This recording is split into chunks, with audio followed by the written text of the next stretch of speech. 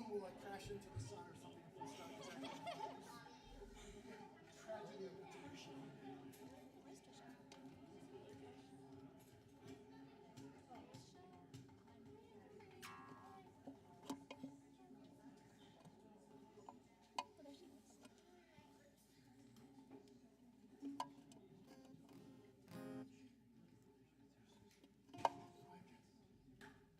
Good morning, DCC. Is the mic? Okay, the mic is on now. Awesome. Good morning, DCC. Welcome. We are glad to have you all here this morning. And just a reminder, if you need nursery care, it's for your little ones at any point. It's out that door and to the left. But we love, as we always say, we love the sounds and signs of life. So, yeah.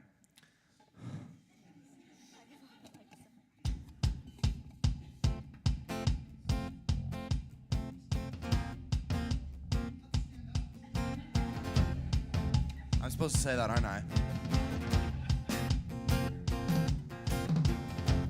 Once was fatherless, a stranger with no hope. Your kindness wakened me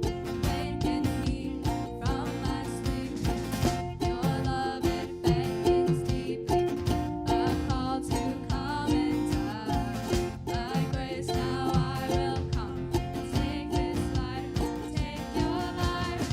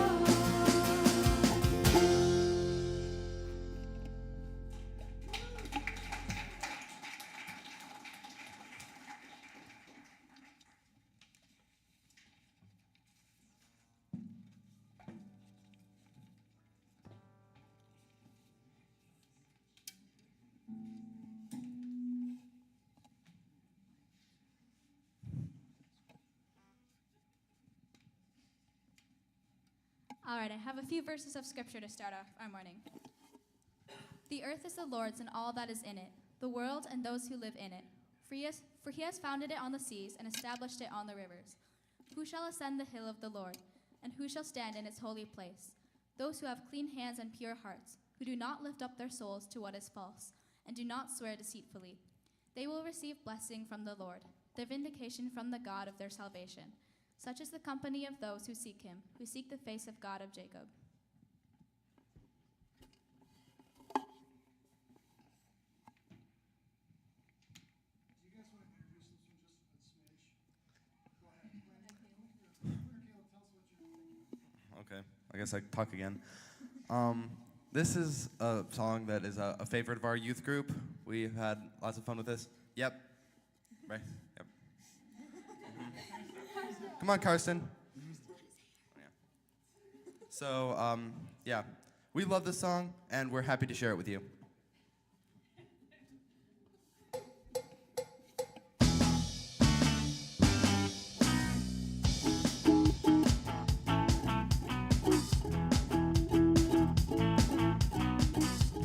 Jesus is a friend of mine. Jesus is my friend. Jesus is a friend of I mine. have a friend in Jesus. Jesus is a friend of mine. Jesus is my friend. Jesus is a friend of mine. He taught me how to live my life as it should be. He taught me how to turn my cheek when people laugh at me. I've met friends before, and I can tell you that he's one who will never leave you flat. Jesus is a friend of mine. Jesus is my friend. Jesus is a friend of I mine. have a friend in Jesus. Jesus is a friend of mine. Jesus is my friend. Jesus is a friend of mine. He taught me how to pray and how to save my soul. He taught me how to praise my God and sing my rock and roll. The music may sound different, but the message is the same. It's just an instrument to praise His name. Jesus is a friend of mine. Jesus is my friend. Jesus is a friend of I mine. have a friend in Jesus. Jesus is a friend of mine. Jesus is my friend. Jesus is a friend of mine. Once I tried to run and hide. But Jesus came and found me and he touched me down inside. He is like a mountain, he always keeps his band. Angels at you anywhere he can. Zap. Jesus is a friend of mine. Jesus is my friend. Jesus is a friend of I mine. have a friend in Jesus. Jesus is a friend of mine. Jesus is my friend. Jesus is a friend of mine. He loves me when I'm blind. He loves me when I'm wrong. He loves me when I waste my time by writing silly songs. He loves me when I'm quiet and I have nothing to say. He loves me when I'm perfect if I ever get that way. Jesus is a friend of mine. Jesus is my friend. Jesus is a friend of I mine. have a friend in Jesus. Jesus is a friend of mine. Jesus is my friend. Jesus is a friend of mine. Jesus is a friend. Jesus is my friend. Jesus is a friend. I have a friend in Jesus. Jesus is a friend of mine. Jesus is my friend. Jesus is a friend of mine.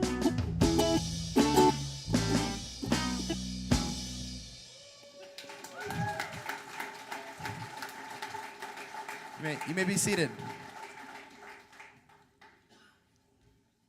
Time for announcements. So first up, Linda Haugen is the new CE coordinator. So, yeah. And see her if you are interested in being involved with adult or kids Sunday school. And then second, we've got a barbecue at the which Swansons? Mark and Megan. Oh, Mark and Megan. We have at those Swansons on July 19th. That's it. Short and sweet. Good job. Can I have your microphone real quick? I would get the one in my pocket, but there's too much complications. Good morning and welcome, everybody. It is a joy to have you here, and it's a joy to hear these students doing what they do and having fun in the process. We are going to be a little bit, unique this morning in our approach, as you see with that song that we just shared with you. But we're excited that you're coming along for the journey, and we appreciate you, praising God in a way that others do it maybe a little bit differently. But as we go through our worship service, we are still in the midst of a worship service, and so at this point we do talk about our offering. What is it that we can offer? What is it that we can share back to the Lord who's blessed us with so much? It's exciting to see students share their gifts and to invest in that way. And we'll give you time now at this point of our worship service to consider how you might give, whether it's in your community, in your life, in different ways. Shirley, you have a addition.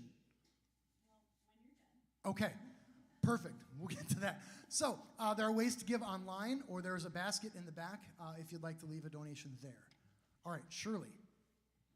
So, I'm just thinking one way you could give is to help out this coming Saturday. Ashley Carver is moving from Decorah to Kilmer. She doesn't have a lot of stuff, but I'm looking for another truck and a couple more people to help. It's a way to give to somebody that we've been loving on and hoping to bring her into the fellowship with God. So, if you could talk to me afterwards about that, that'd be really appreciated. Great, thank you, Shirley. So see Shirley if you're free next Saturday, or if your truck is free and you're willing to donate that for the day for that effort. All right, in that moment, then we will go ahead and turn it back over to the students who will lead us in a song as we consider our offering.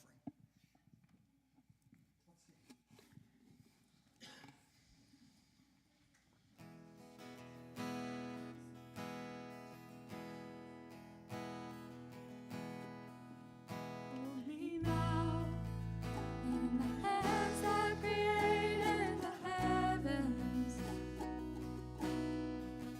Find me now, where grace runs as deep as your soul.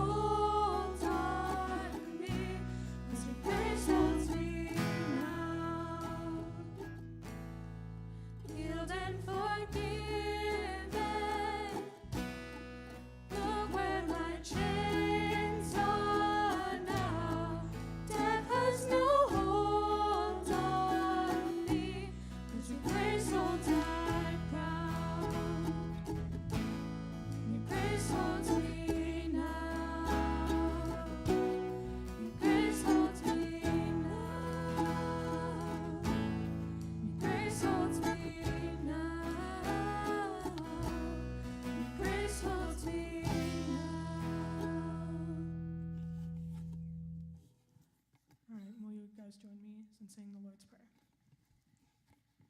Our Father, who art in heaven, hallowed be thy name. Thy kingdom come, thy will be done, on earth as it is in heaven.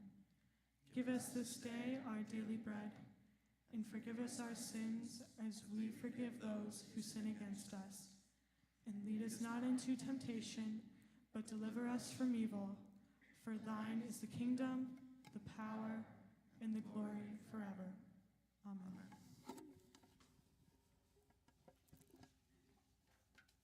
You may be seated.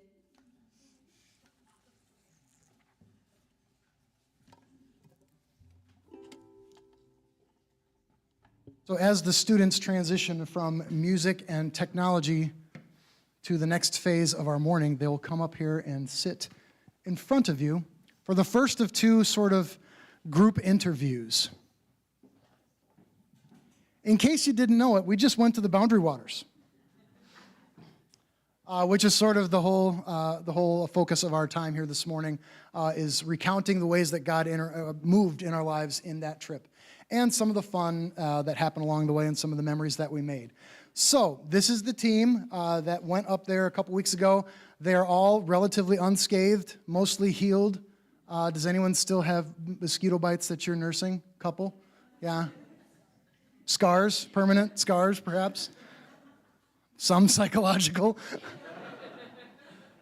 It was like a side of beef in the lion's den the moment we stepped out of the van. I kid you not.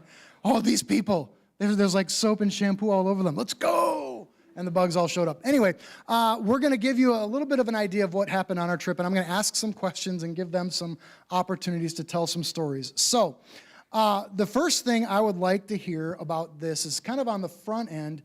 Were you nervous, and about what before we went on the trip? Who wants to start? I guess for me, I was nervous going. Who are you? Oh, I'm Jillian. Great. I was nervous going into this trip, being the youngest one in this group. Just thought I'd slow everyone down, and I didn't know what to expect out there. Yeah. Okay. Anybody else want to check in on that? My name's Liam. I was very nervous because I was going into it coming from a week of camp at Luther, and I was very tired, and I was afraid I was going to get no sleep, but it was actually very calming, and I got probably better sleep than I do most days at home. Speaking of good sleep, Caleb, do you want to tell us about good sleep, day one on the trail? Oh, yeah. I'm Caleb. Yep. You just said my name, though. Whatever. First day on trail, we got to our campsite and had lunch, and then we set up our little tents, and I also came off of a week of camp at Luther, and so I just laid down in the tent and took a nap. And Caleb, what was your comfort measures in that nap? How were you making sure you were comfortable laying there? A ground tarp. That was it. So yeah, he fell asleep, like just crashed on a ground tarp. They were tired, but the first day was work. They had to work at it. There's not a whole lot that was easy. And Liam, can you tell us the way that you woke Caleb up from that nap? Just give us the word that you offered to Caleb as a gentle wake up from his nap. Bear! It's a screen tent, folks, so Liam snuck up right next to Caleb.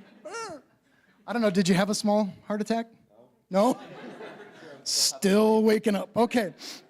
So there was some nervousness before we got on the trail. Now tell me a little bit about daily life on the trail. What are some of the, not just the schedule that we kept, but some of the things we did and what stuck out to you that was, oh wow, I didn't expect that, or that's an interesting way to do that?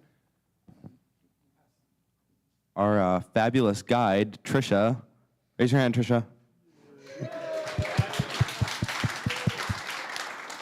Yeah.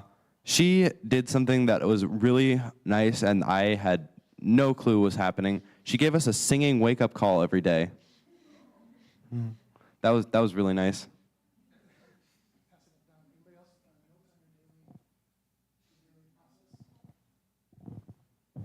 So basically, we would wake up every morning, pack up all of our stuff, our sleeping bags, our sleeping pads, the nest, which is our tent, and and then all the food pack and all of that. We'd load it up into the canoes, and we'd paddle and portage for the whole morning, and then we'd stop at a campsite for lunch, and then we stayed at that campsite for the evening, and then do the same thing all over again. And every day we would start with First Word, which is our Bible study we did in the morning, and Trisha would lead those. And then we would do Last Word right before we went to bed. So we started and ended the day with reading Scripture.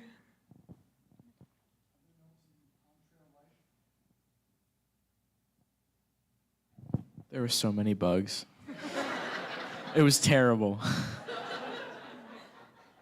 Like, we looked like we all had chicken pox. And it got so bad that Jillian was wearing, like, a bug hazmat suit.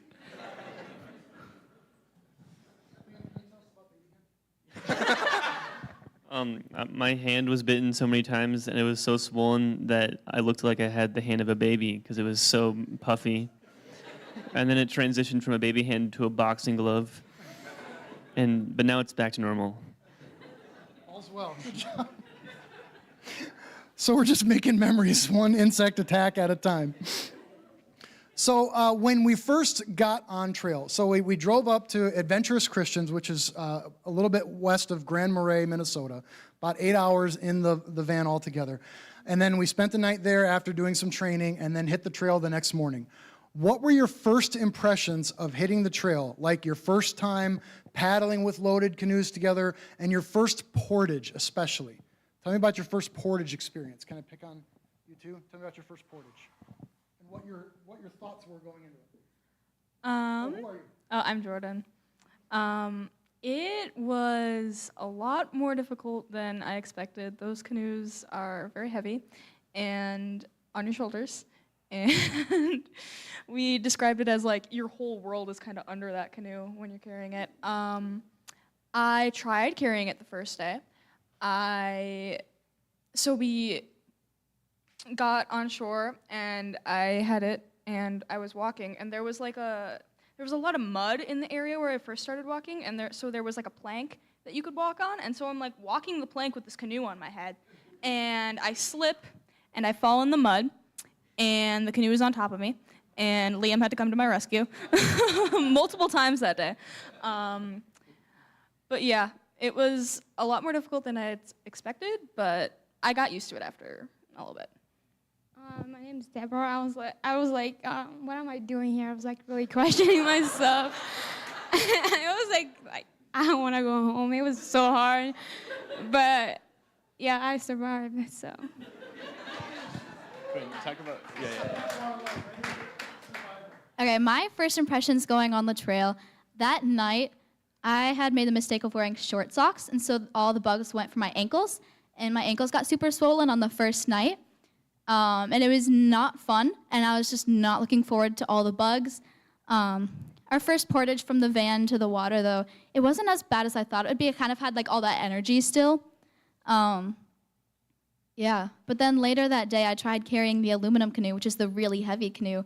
I was able to do it for a little bit, but then I couldn't, and I had a mini panic attack, I guess, and then it kind of just discouraged me for the rest of the day, but then as I went on, I was able to carry a canoe for a full portage, and it just, yeah.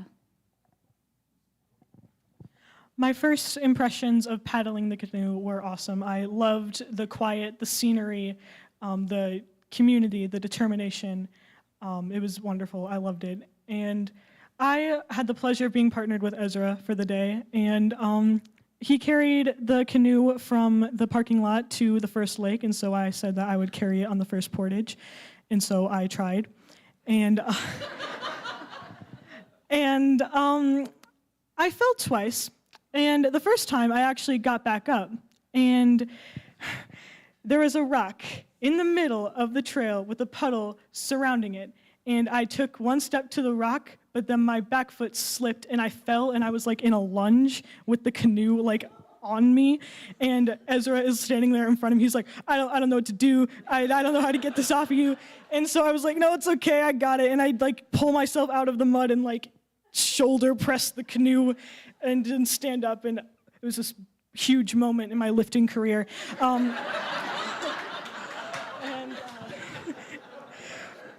But yeah, I'm proud of myself for doing that. Went beast mode there. It was pretty cool. And what name did we give that lift? Oh, Atlas Press. That's what we called it. All right, before we're going to do one more question here. A funny memory. Any funny memory? Okay, so on the first night we were in base camp.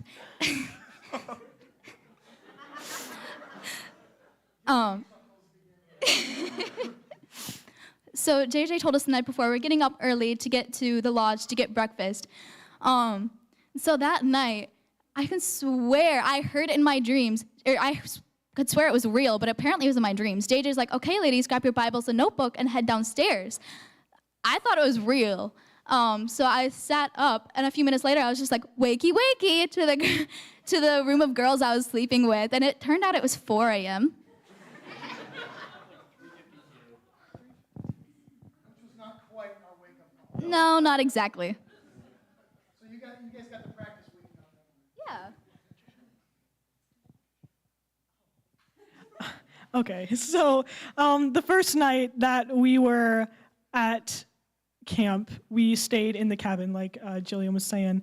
And that night, we were all pretty tired from a long day of traveling, and then we had a lot of people come from Dorian Music Camp, so they were already pretty tired. And we decided that we would go play apples to apples before the night was over. And yeah, it's a good choice. But anyway, we were waiting for people to be ready for apples to apples, and the few of us who are ready are just chilling out in the living room area. And Trisha had just left us with the thought that we won't have anything that will show us the time while we're out on the trail, and so we're on wilderness time. And that was an interesting concept to us. And someone asked what time it was, and Jordan said that time is irrelevant. We're on wilderness time now. And she was correct in saying that. And Ezra was like, yeah, time is irrelevant. We eat when we want. We're going to eat dinner at 1 a.m. And so I correctly described how Ezra would contact Trisha. Trisha, I'm hungry at 1 a.m. And the funniest part of this story is we found it so much funnier than it actually was because we were all so tired. And we kept saying it throughout the entire week, and Trisha didn't even find out what the joke was until like the third day, which another funny thing about that joke, but yeah. Oh. So, I had a fun experience with an apple. I'll get you started there. So basically what happened is like the first day, right? We were having like, I don't remember, we were having like cheese, summer sausage, and one of the things we had were apples because we had to have them at the beginning of the week because they're going to go bad. Was it? Was it the second day? Oh, I had to eat. Right, so I wasn't super hungry, so I didn't eat my apple, which proceeded to go bad, sort of. We got bruised, and then the next day, I had to eat it at lunch. And it was like it was like styrofoam. It was like gross. And so we came up with this joke, and it was conquers 292 Rod Portage, defeated by apple. And the funny thing is, I didn't eat my apple either, but it was just fine when I got it. His wasn't. And the Trisha, I'm hungry, and 292 Broad Portage, defeated by Apple, those both prompted the existence of the quote book, which is that. Yeah, so we just would say funny things throughout the week and then write them down. Here's an example. I won't embarrass any of them. I'll embarrass myself. Something that we were talking about, is there a weak link in the group? And we're like, no, there's no one's a weak link. It's like, and I said, there are no weak links. We're all just sausage links. And Jordan, can you tell me how you responded to that one? We're all just sausage links in the meat grinder of life. That is trail philosophy at its finest, ladies and gentlemen. That is some good stuff. All right, any other funny memory you want to share? We will have another opportunity. Anything else? You want to share one more? Okay, one more. The third night? on Winchell? That was the third night, right? Okay, yeah. The third night, we found this really great campsite. It had like a rocky point in the middle of this lake, which no one actually knows the depth of. Yeah, so there's just like a couple feet of rock and then a giant drop off. So we went swimming. Yep, and we had our life jackets. Don't worry. We're not that irresponsible. So we went swimming, and then the girls went back to change into their dry clothes first. And so me, Liam, and Ezra, we were all just still sitting in the water because it's just as cold outside as in the water, so why move? And so we were like, we're bored. Hey, Trisha, can we tip a canoe on purpose? And so we did. Yeah, that was fun. We almost sank it the first time, but we didn't. And so it was more controlled the second time. And then we just put it back on shore because, like, yeah, we probably shouldn't do that anymore. And then we just keep waiting, and we realize it's been a long time. Why are none of the girls done changing yet? And so Jordan is the first one to get out, and she actually she went back and like, hey, you know the guys are still waiting, right? Deborah apparently had completely forgotten about us and started singing in the tent. So yeah.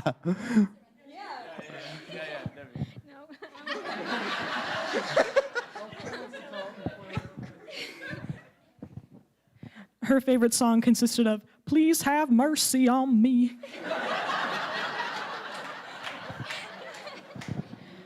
All right. With that as a soulful crescendo to this moment, we will go ahead and transition. Y'all can head back over there and get set up. And we're going to continue to have a little more interview in just a moment. But at this point, Quinn is going to go ahead and lead us in congregational prayer, and then we will sing again.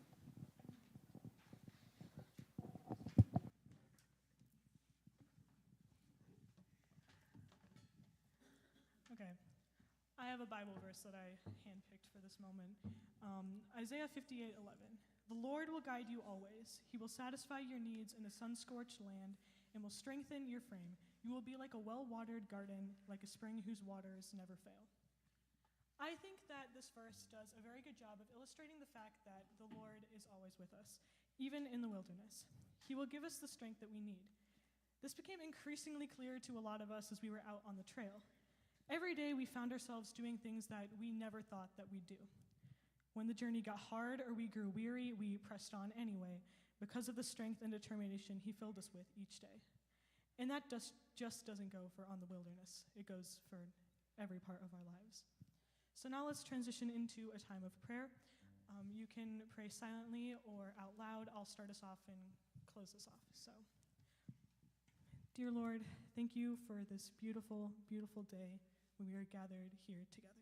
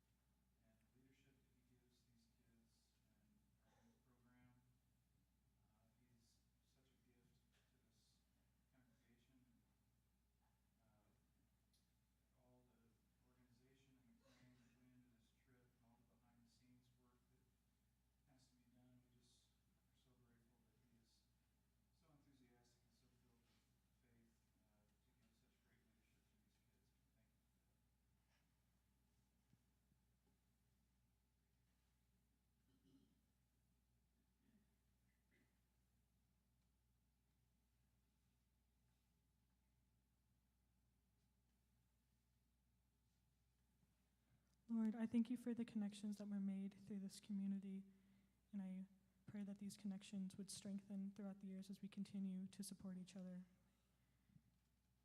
In Jesus' name, amen.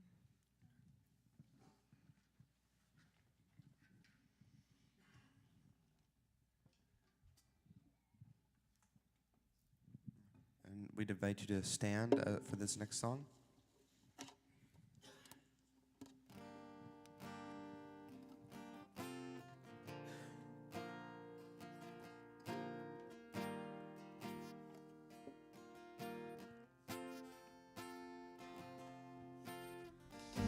This soul once torn and beaten, left without reason to move on. Then you reached down and brought me up from the valley of dry bones. You are the God that saves. You're the one that rescues me. You rescue me. You are the God that saves. And you call me from the grave. You rescue me. Ransomed out of the wreckage, pulled from the ashes of sin's hold. Hope is flowing through these veins, life born from grace, grace alone. You are the God that saves. You're the one that rescues me. You rescue me. You are the God that saves, and you call me from the grave. You rescue me.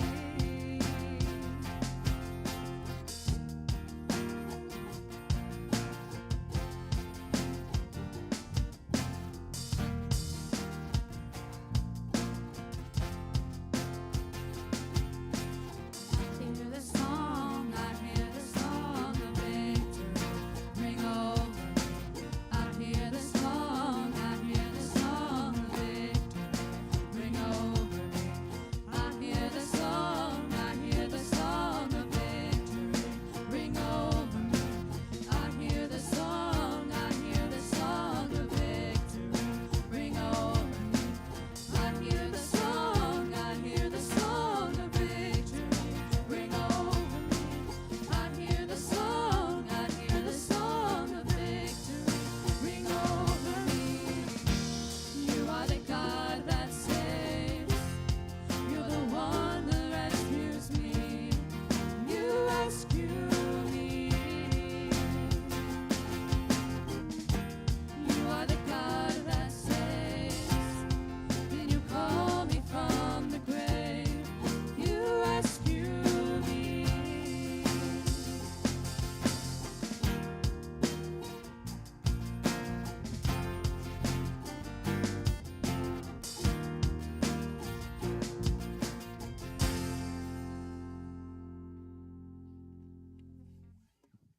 You may be seated. Okay, we'll bring the students back up for round 2 of swollen hands and sweaty palms and whatever else comes up in our sharing.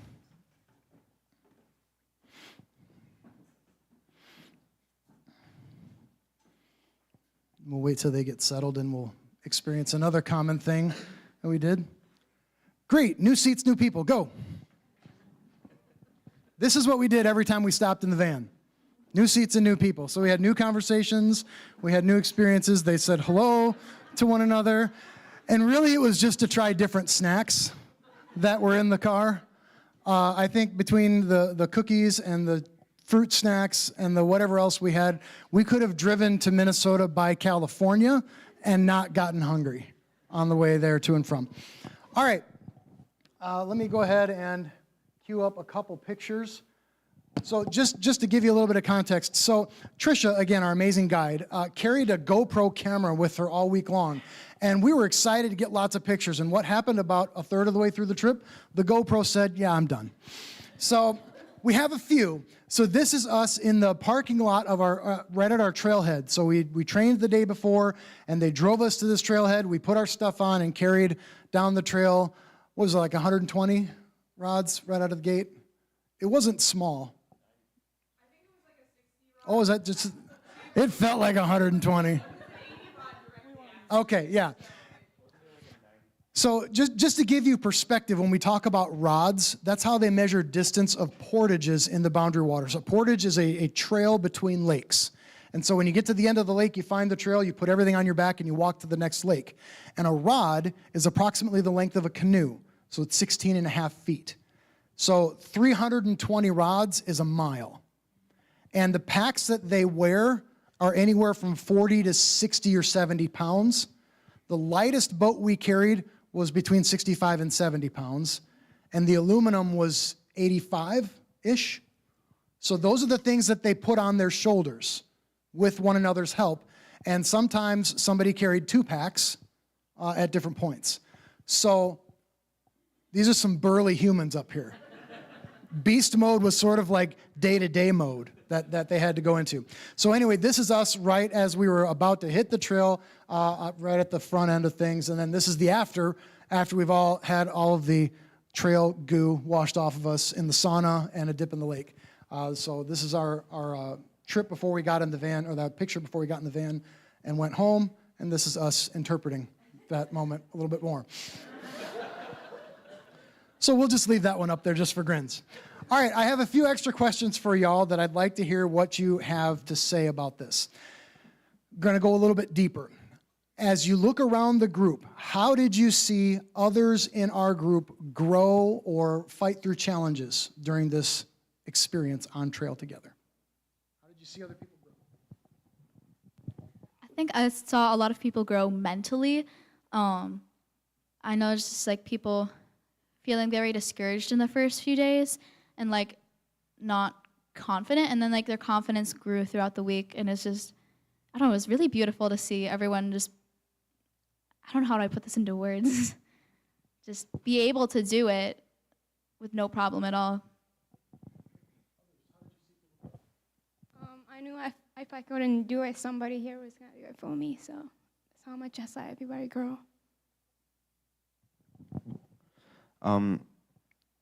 Seeing Jordan fall over again and again and again, and sometimes with open wounds, and then just get right back up and get back to whatever she was doing, that was really cool.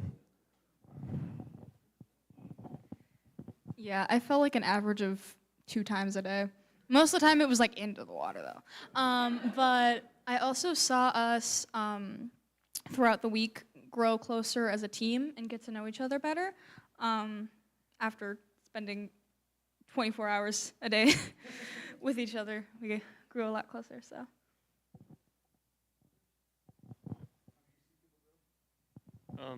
One way I saw perseverance was we were doing this rod. It was like 292. That was the longest we did, so just short of a mile. Yeah, and before we even got there, Caleb was like, I got the boat. And so I didn't argue with him because I didn't want to take the boat. So I took the pack and I was like, okay, I'm going to stay behind Caleb because at some point he's going to have to stop and I'll like take the boat from him because it's a long rod. But we're going and I get my pack on, he goes ahead, and the entire time I can't catch up to him on this boat. And I get to the end and I'm like dying and Caleb's just sitting there like he's been waiting for me for like 5 minutes. Yeah, and he never stopped. I never had to help him because I couldn't catch up to him. Adding on to that, so on that 292 portage, Trisha and I were in a boat together. We got on land first and we started. Trisha just went with the canoe. I'm like, okay, go girl. And then very shortly onto the trail, Caleb just like zooms past me with his canoe. I'm like, how? And then Liam eventually caught up to me too and passed me right at the end. I'm competitive.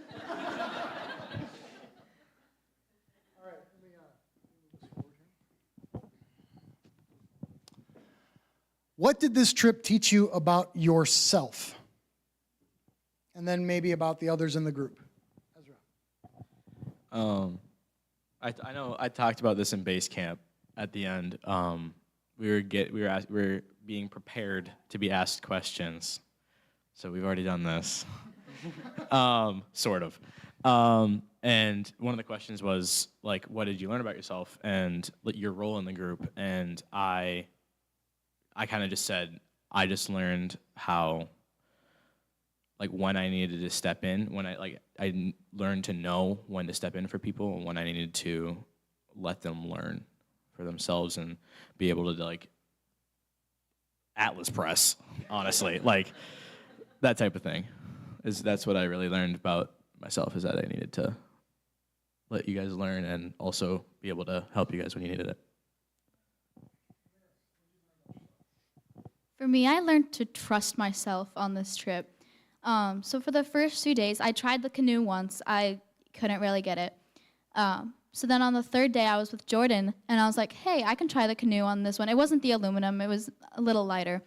And so I took it, and then on this trail, there was this giant rock up ahead that I had to, like, step down from with this heavy canoe on my shoulders. I'm like, how am I going to do this? Like, I stood there and froze for a few seconds. I'm like, there's no way that anyone can help me, really. I just have to step down and do it. And then I did, and it felt awesome. It bounced on my shoulders a little bit, but it was fine. So I learned that I can do more than I think I can. Before I set out on the trail, like, my mom told me that my motto for the week would be like, you can do hard things. And so on the drive down, I had a little notepad that I drew in throughout the week, and, like, on the front page, I wrote, you can do hard things. And so whenever I went and I drew in it, that was a reminder to me.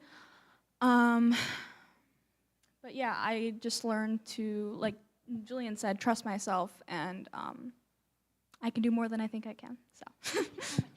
Yes. Okay, I also learned about myself that attitude really matters. The first day I didn't have such a great attitude. Thanks a lot, buddy. And I was just like, I don't know, I was kind of more complaining and, like, I don't know, I wasn't feeling great about myself, and it was just, but then by the second day I was like, finally, like, okay, I can do this is awesome, and then the rest of the trip was so much better for me after that. I learned that I like curry. I also learned that if I can take time to learn and apply things, then I can do a lot more than I could if I just went ahead.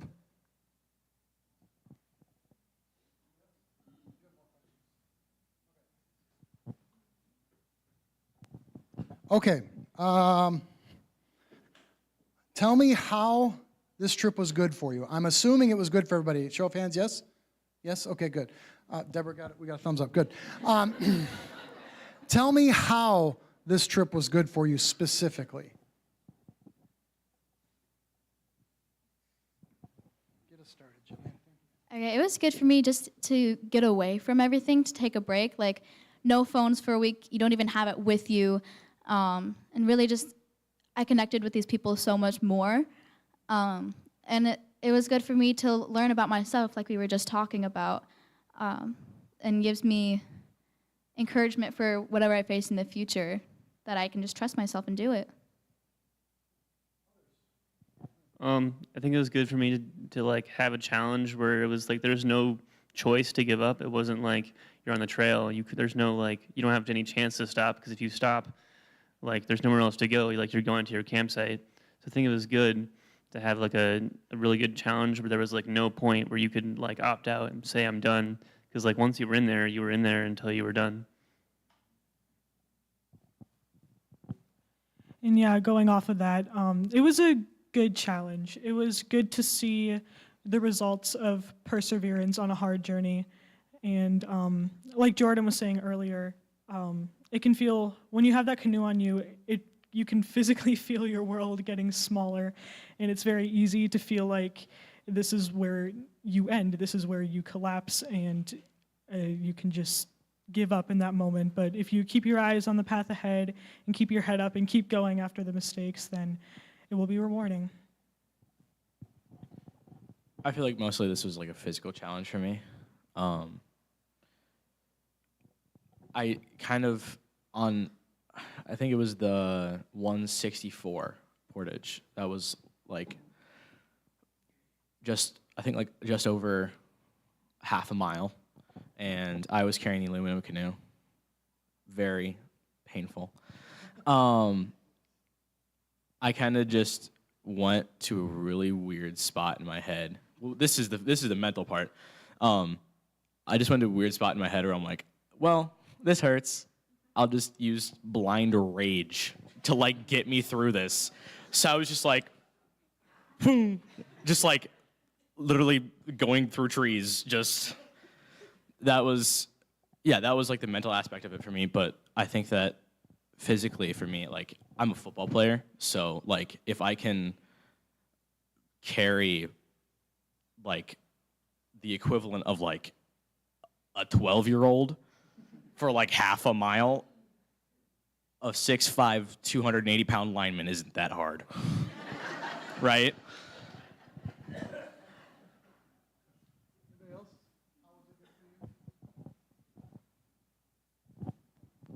Yeah, like as I said, the physical part, it was a challenge. Like, because like this is not something I've ever done before, so I wasn't like used to it or anything. Pretty sure that was true for most of us. So yeah, it was tough, but like I said, I learned that if I take time to figure out things or learn from people and apply that, then I can do stuff. All right, final question. We're going to start right down there. I'll just shout, and you're going to pass it along. What would you say to people that are going to come eligible for this trip in a couple of years? Do it. The food's awesome. Okay, pass the mic. It's challenging, but it's really worth it. It is very difficult, but it builds your character, and you will grow so much closer to the people that you're on the trip with. I say do it and be prepared. Bring your bug spray, bring your bug nets if you want it. You're going to want it. Like exercise a few days beforehand. Just prepare yourself.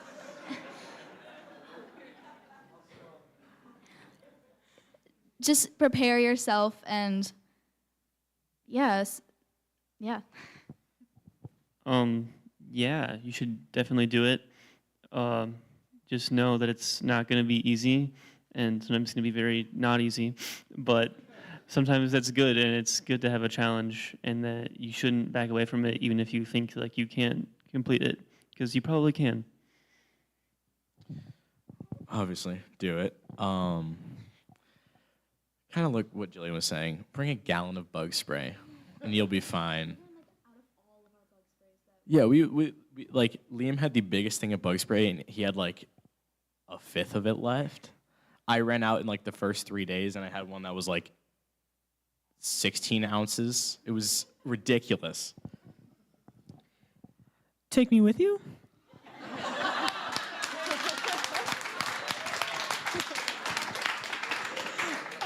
But also, like everyone said, just do it. It's so worth it. You learn a lot, you grow a lot, and you will not regret it. Awesome. All right, let's give our stalwart travelers a hand. You guys can go get set.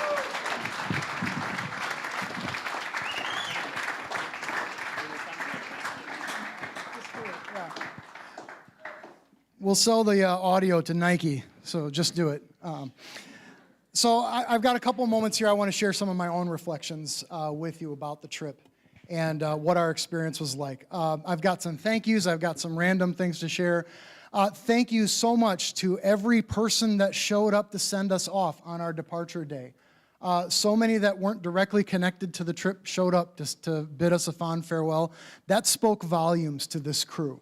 That was really, really neat to see people here at the crack of dawn. What, did I hear that Jerome got up at like 3:30 to do chores before he showed up? Is that right? That's just a foul number to wake up at. Yikes. So a big thank you for that. Thank you to the parents of these amazing students that got them prepared, that listened to the different things we needed to do and had them ready to hit the trail. Thank you to the entire church that supported us financially, in prayer, all the different ways. We were very well held up by our church body. Thank you to our amazing guide, Trisha, who on the final day, we figured out that we knew Trisha indirectly. Her parents are friends of Jim and Marcia, and there was a random connection. So yeah, we're standing there washing our last dishes, and we've been with Trisha all week long, and Caleb's in the middle of scrubbing a backpack, and scrubbing away, wait, Trisha, what is your dad's name? It's kind of an awkward question. Well, it had come up earlier that Trisha's mom is Linda Haugen. Like, oh, jeepers, we know one of those, right? And then Caleb kept collecting clues, and then all of a sudden it clicked. And, oh, it's Dennis. And then we figured out we know them. So anyway, our guide, Trisha, was abundantly capable, wise, a godly woman, in command but not overbearing. We were well taken care of. We were safe. She gave us plenty of latitude to do crazy things and have fun, but there was never a moment where I questioned our safety on the trail. We were 100% in reasonable, safety, whatever. If an airplane falls on us, it falls on us. You know what? If it happens, Trisha can't do anything about that. But we had an amazing guide, and we were very, very blessed by Trisha.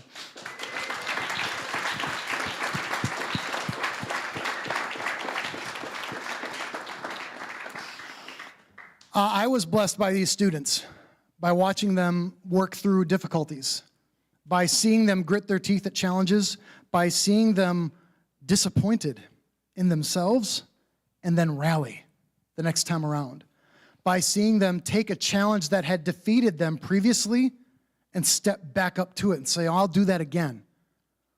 It's amazing. I mean, some of the times that people fell, you hear this, it's pretty epic. These trails that we walk down, they're not like Van Penen trails, people. This is a narrow path through the woods, and if it gets wide, that's because it's a foot deep in mud. And there's rocks and all sorts of different things. So they gritted their teeth and rose up and helped one another. They were there for each other. And that was a powerful thing to witness. Some of my favorite moments from the trail, I'm going to put a picture up here, if I can do it correctly. Wait for it. There it is. So this is our campsite, and one of our favorite campsites. It's on Brule Lake. And this was an island campsite. A couple of them like, I just wish we could camp on an island at least once. Well, there we go. We had to paddle 5 miles across this lake to get there, but we got there. And we had an amazing campsite. And then we went to another lake the next day, and then the following day, on a foggy morning, we did a 3.5-mile silent paddle. Now, you've heard this group. There's not a lot of shortage of words in this crew. Yes, they like to chat, but 3.5 miles of silent paddle on a foggy morning, it was glorious. And you've heard somebody mention, I think it was Jillian, I didn't have my cell phone all week. And note, they're still all alive. It is possible. But the peace that we got to experience is a peace that you struggle to find outside of the wilderness, outside of a place like that that's so far removed. And so my prayer is that they caught a glimpse of that peace that passes understanding when they're out there on that silent paddle morning. And after that silent paddle, we ended up on a place, Horseshoe Lake. It was our last campsite on the trail, and it had a little rock right down on the water. The upper part of the campsite was a little buggy, but this rock right down by the water was big enough for all of us to sit at, and it was the one place that got enough breeze to take the bugs away. And so our last night on trail, all of us sat down there on that rock. Trisha performed an amazing critter rescue of a drowning dragonfly. We like those a lot. They eat the bugs, so we save them anytime we can. But we sat there, for a long time, looking at the clouds, looking at the sunset, beholding the beauty of creation, and chit-chatting with one another, just appreciating the quiet and the glorious setting that we were in. And they did it. They were all about it. It was just a really, really powerful moment. When we got back to camp, one of the things we did differently than a normal trip is we stayed an extra night. And number one, I didn't want to drive home tired in the evening, but I wanted more time for us to just process this experience. And so we had time to, like Ezra said, rehearse how to tell the story, how to share this experience with others, how to recount the ways that God moved in our midst. And we had all afternoon to do that after we got everything cleaned up and got through the sauna. And one of the things that happened with this group is they were just sitting around chilling out, and they found guitars stacked in the corner. And there was a piano there, and Trisha had a ukulele that she brought down, and there was a tambourine. And this group just started singing songs and started playing all sorts of different songs, but we ended up on a worship song. We tried a few different ones. We won't. It was that one. That's exactly why we're doing that one. Yeah. And the dots are connecting, yeah. So this was a song that they found in a book that was sitting on the piano, and they just said, let's play this song. And so Trisha passed out the books, and everybody grabbed an instrument that they could. It was like a little impromptu worship episode of Hee Haw, just sitting in a circle, doing our thing. And it was fantastic. But that's what this crew did. That's what this crew did. When there were moments to have fun and be goofy, they took every bit of advantage of that.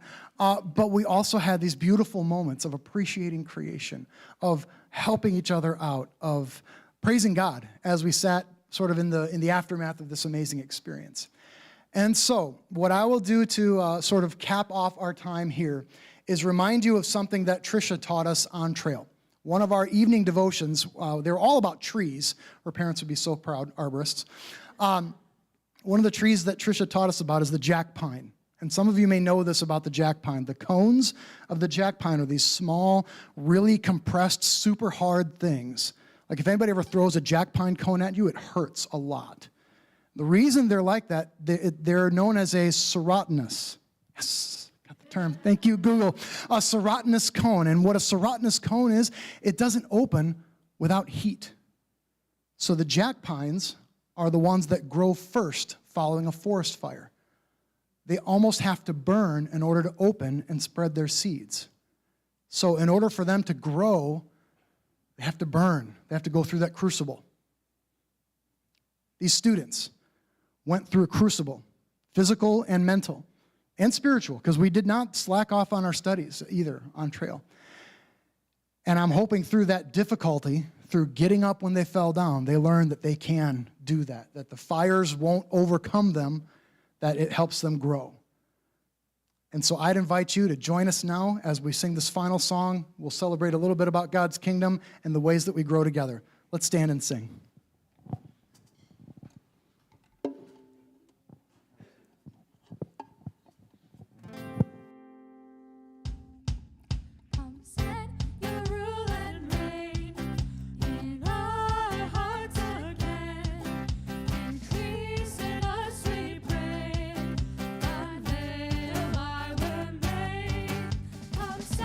Our hearts ablaze with hope, like wildfire in our veins.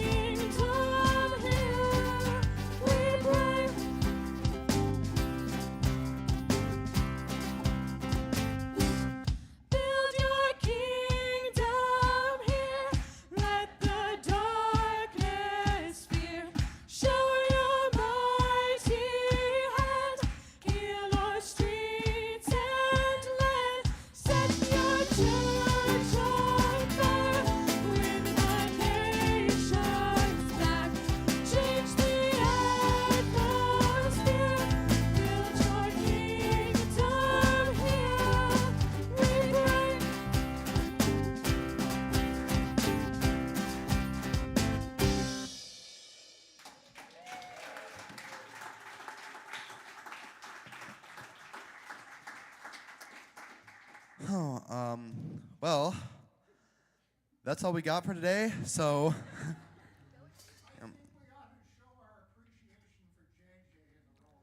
oh yeah, oh yeah.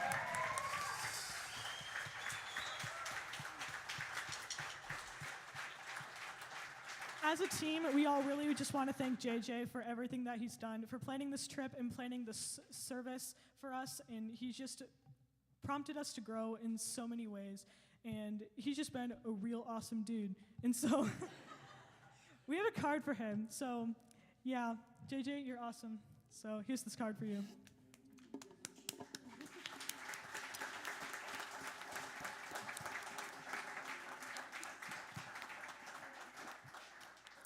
I didn't prepare this at all, so I had no clue that that was happening right now. Well, I'm pretty sure that is all we got. So, I'm just gonna go with what they usually say. Go in peace, and may the joy of the Lord be your strength.